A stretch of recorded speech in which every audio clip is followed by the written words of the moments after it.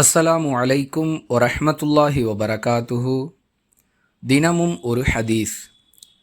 பெண்களாகிய நாங்கள் உங்களை சந்தித்து மார்க்க விளக்கங்களை கேட்டு தெரிந்து கொள்ள முடியாத அளவிற்கு உங்களை சுற்றி எப்பொழுதும் ஆண்கள் கூட்டமே நிறைந்திருக்கின்றனர்.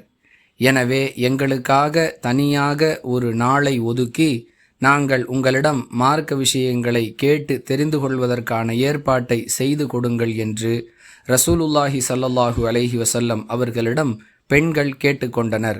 எனவே அல்லாஹுவின் தூதர் ஸல்லல்லாஹு அலைஹி வஸல்லம் அவர்கள் ஒரு நாளை வாக்களித்து அந்நாளில் பெண்களை சந்தித்து அவர்களுக்கு மார்க்க அறிவுரைகளையும் கட்டளைகளையும் எடுத்து கூறினார்கள் என அபூ சயீத் அல் குத்ரி ரலியல்லாஹு அன்ஹு அவர்கள் அறிவிக்கிறார்கள்.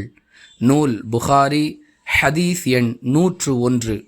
அன்பிற்குரிய அல்லாஹுவின் நல்லடியார்களே, ஆண்களுக்கு மார்க்கத்தை எடுத்துச் சொல்வது எந்த அளவிற்கு அவசியமோ அதே அளவிற்கு பெண்களும் இஸ்லாத்தை அறிந்து கொள்ள வேண்டிய தேவை உள்ளவர்களாக இருக்கிறார்கள்.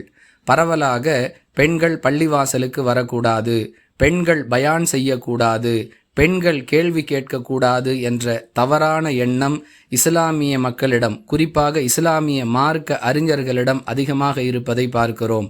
இவ்வாறு நடந்து கொள்வது நபி வழிக்கு எதிரானது என்பதை இந்த ஹதீஸ் நமக்கு தெளிவுபடுத்துகிறது. எனவே பெண்களும் மறுமையில் வெற்றி பெற வேண்டுமானால் அவர்கள் மார்க்கத்தை கடைபிடிக்க வேண்டும். மார்க்கத்தை அவர்கள் கடைபிடிப்பதற்கு அவர்களுக்கு மார்க்கத்தை பற்றிய தெளிவு அவசியம். அந்த தெளிவை அவர்களுக்கு வழங்குவதற்காக எல்லா மார்க்க சபைகளிலும் பெண்களும் கலந்து கொள்வதற்கான ஏற்பாடுகள் செய்து கொடுக்கப்பட வேண்டும்.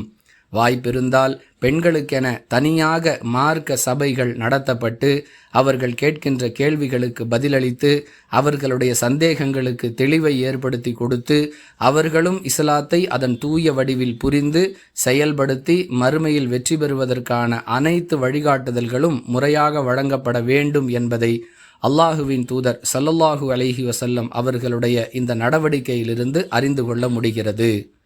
வாஹிரு தஅவானா அனில் ஹம்துலில்லாஹி ரப்பில் ஆலமீன். அஸ்ஸலாமு அலைக்கும் வரஹ்மத்துல்லாஹி வபரகாத்துஹு.